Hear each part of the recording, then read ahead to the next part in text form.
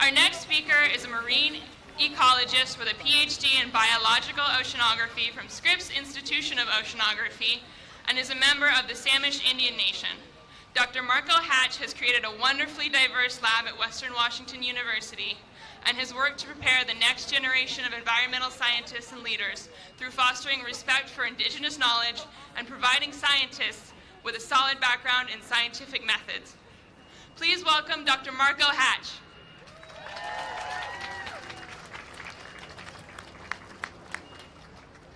OCM Nachalcha CM, Sinisnat, Marco Hatch. Good morning, dear friends and relatives. My name is Marco Hatch. I'm a member of the Samish Indian Nation and assistant professor at Western Washington University in environmental science. And thank you so much for spending your day with us today in March for Science 2018. Today I'm speaking on behalf of an organization dedicated to achieving true diversity in the STEM field called SACNAS.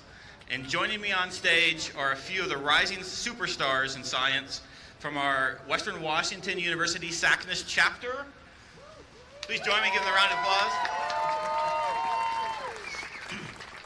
SACNAS is leading the national movement to build a critical mass of STEM leaders from underrepresented communities. Our SACNAS community is 26,000 individuals strong, made up of students and scientists dedicated to creating a new STEM environment. A new STEM environment where minority students do not have to leave their cultures at the lab door. Rather, we believe that diverse scientists merge and integrate their diverse identities, creating a new science space that brings these cultures and ways of knowing together to help create a sustainable future for us all.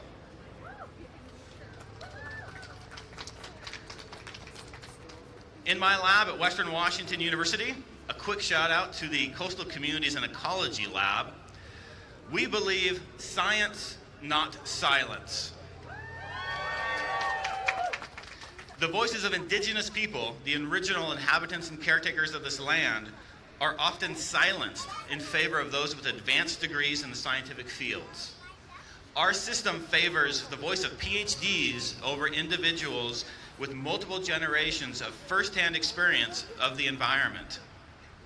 Rather than silencing this complete knowledge system, indigenous knowledge, we need to find ways to uphold multiple ways of knowing to create a more sustainable future for all people.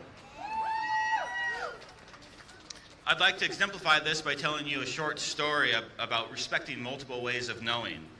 This story originates from Chief Dan George and is referred to as the one canoe, two trees story. Long ago, when a family needed a new canoe, they would meet with their community carver and they would discuss the purpose of that canoe. Was it for short trips or long trips? Was it to visit friends and family? Was it to move through the islands? And after learning what they needed, the carver would go into the woods and look for the perfect cedar tree. Once he found that cedar tree, he wouldn't simply cut it down. Through a process, he would ask the tree for permission, he would talk to the tree, and he would pray.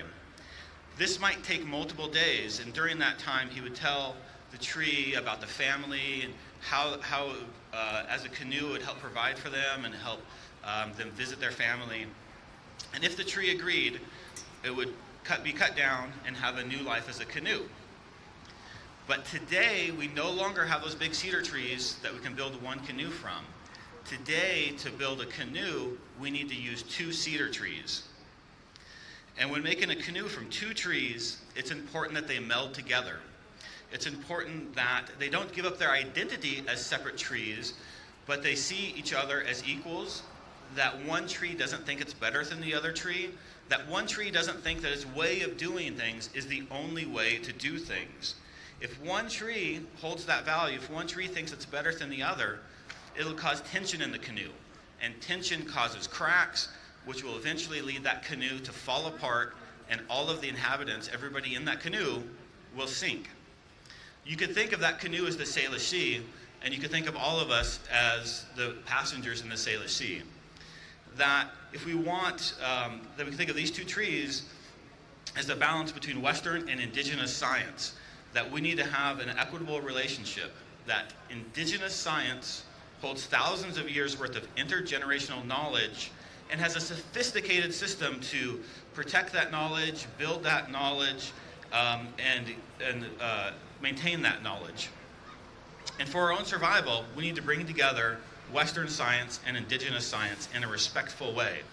That if we want to continue to explore and enjoy the Salish Sea together, we need to make sure that our canoe stays together. So today, I'm marching for a more inclusive STEM community that acknowledges all communities and their knowledge. Haishka.